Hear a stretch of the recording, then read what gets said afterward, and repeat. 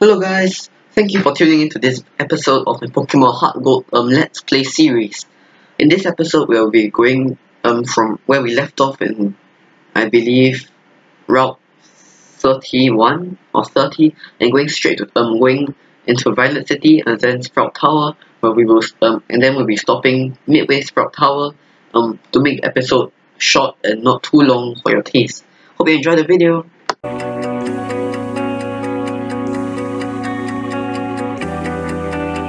Guys, now let's continue with the gameplay through Pokemon HeartGold.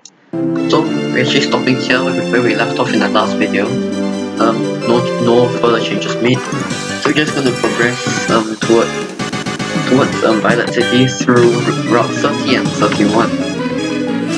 So let's just battle these trainers first.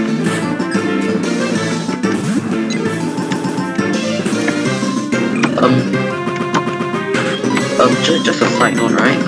Tackle actually does more damage than Ember, because it has a higher base damage, and moreover, Tentacle's adamant nature, meaning that physical attacks such as Tackle do more damage than special attacks such as Ember. However, I'm using Ember because there's actually such a thing called same type attack boost, also known as stab, which gives moves that are of the same type as the user 50% increase in damage, which is the free 50% increase in damage, considering that that Tentacle's a fire type.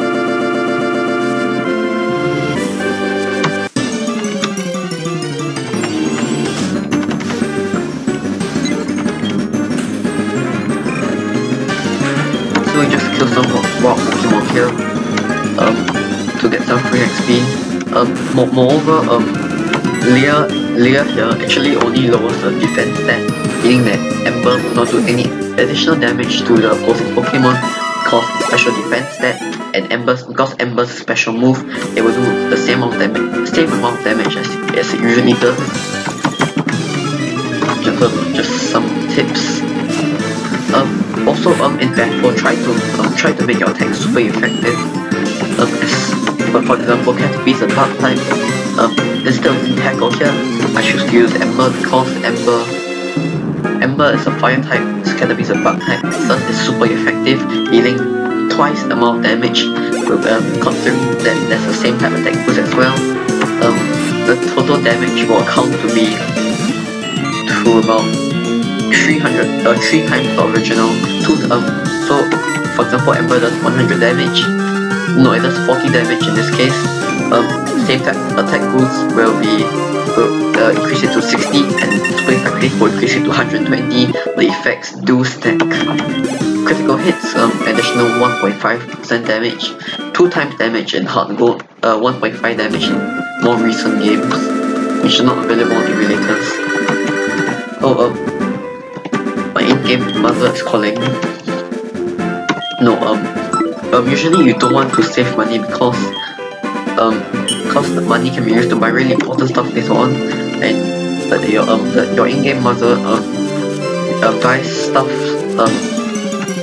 doesn't really buy that important stuff. Money could be better used.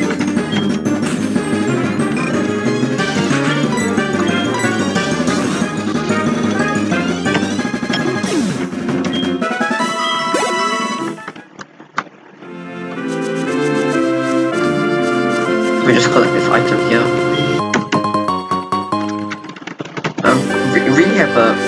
We really have a strong collection of potions right now, because we've been picking up and buying some along the way. This guy in the pink shirt over here, you need to obtain a Spearow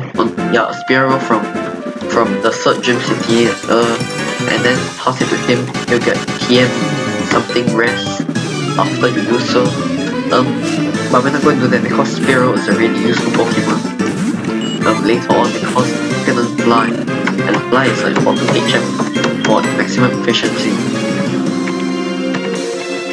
So just rolling through these early battles, not really that big of a challenge.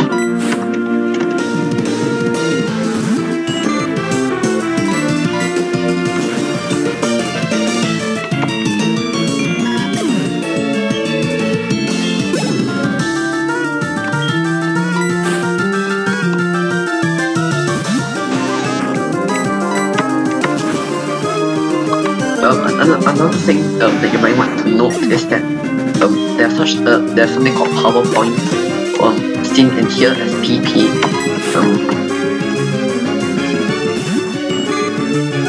As such, the number towards the right is actually the maximum number of power points you can have. This can be increased using PP ups and PP maxes. So generally, stronger attacks have lower number of PP. Weaker, more common attacks such as tackle and leer have higher PP.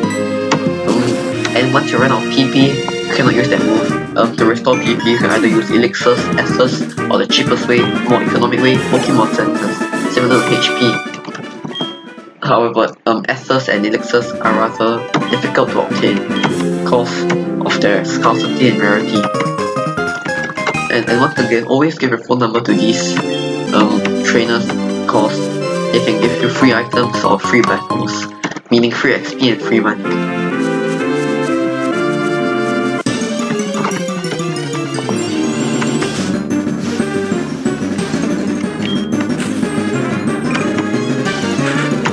This is the Pokemon that will appear more oftenly the most oftenly in Sprout Tower, being Bellsprout. A rather annoying Pokemon if you have Totodile or Chikorita, which is why Cynic feels the best. Fire counters grass best, especially early game when Bug type Pokemon catch don't really learn Bug type moves.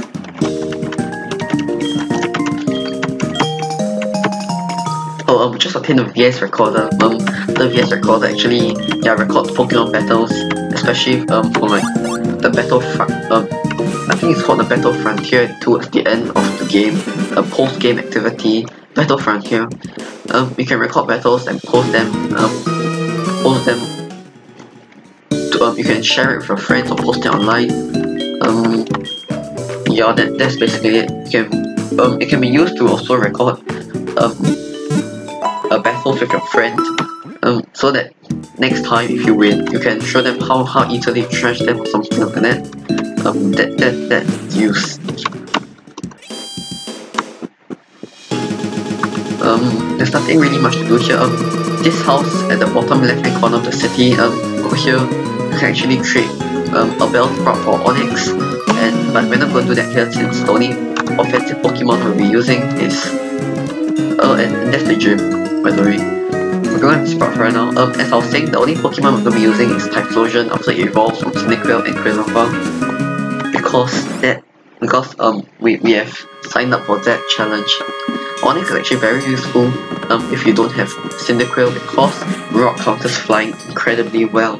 So highly recommended to catch a Bellsprout on Route 31 as we saw just now, in order to very well counter the first gym and even the second gym because the rock counters bug as well. So Onix highly recommended if you have either Chikorita or Totodile, so because it really helps early game. So as I was saying, the trainers in Sprout Tower here actually mainly use Bellsprout, so not really that big of a challenge for Cyndaquil here. Just why Cyndaquil is so amazingly good in HeartGold.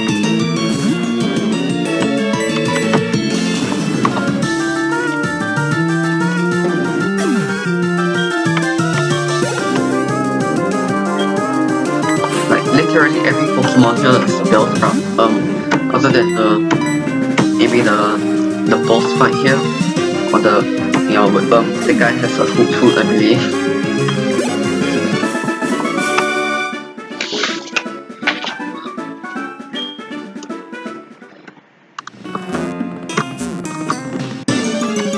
And you can actually find what encounters here. At the night you mainly encounter Ghastly, a ghost poison Pokemon. In the morning it's just Rattata. And another thing, priority moves such as Quick Attack actually move first. In battle generally the Pokemon with the greatest speed moves faster and thus can attacks first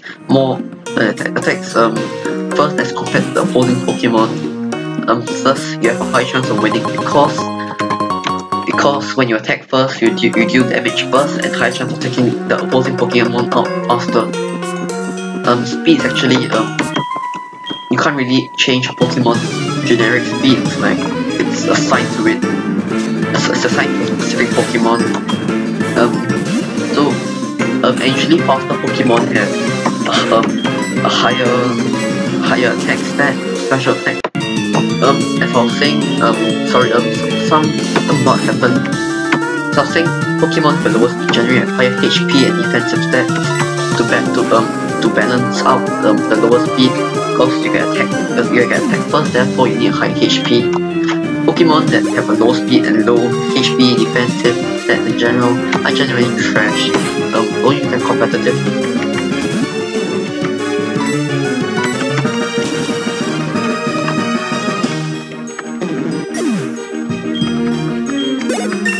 Cyndaquil and its evolutionary line actually have a rather fast speed, as seen 26 speed at level 13 is actually very good. And yes, going back to priority moves such as quick attack, they actually attack first and faster than the opponent despite the speed. If two Pokemon use priority moves against each other, the Pokemon with the faster speed actually gets to use the priority move faster. Priority moves include moves like Protect and Detect, which generally go faster than opposing Pokemon, because the game has it like that.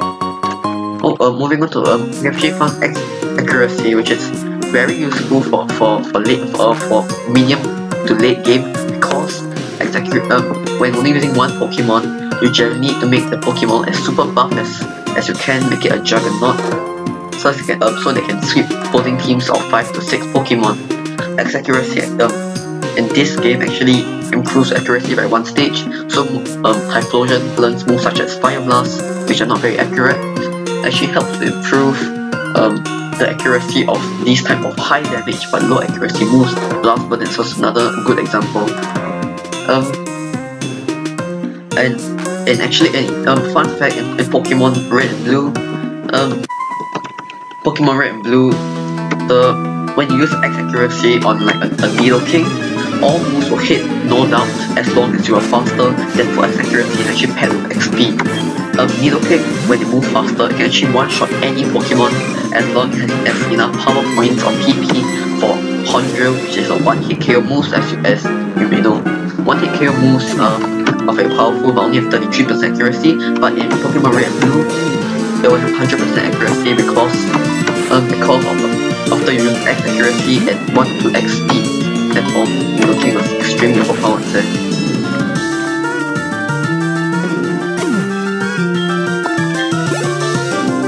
I'm sorry guys, a problem arose somewhere. Had to deal with it for a short while, but we're back.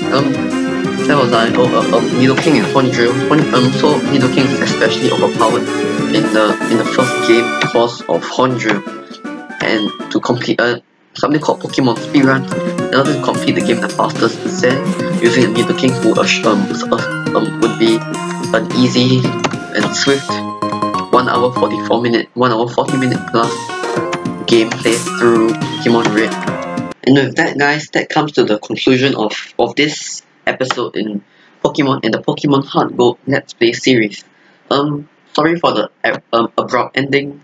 The save file actually collapsed midway. I had to cut the footage out, but don't worry, the gameplay will still be restored eventually. And see you all in the next episode. I sincerely hope you enjoyed this video.